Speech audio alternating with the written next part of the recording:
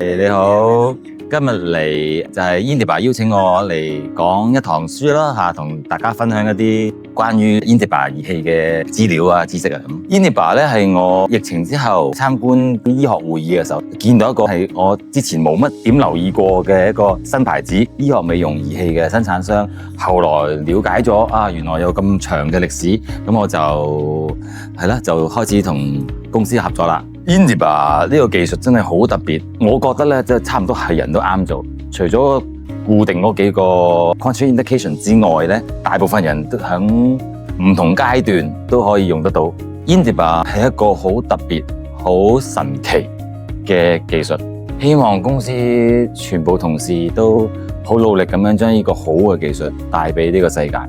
多啲人知道，多啲人得到幸福。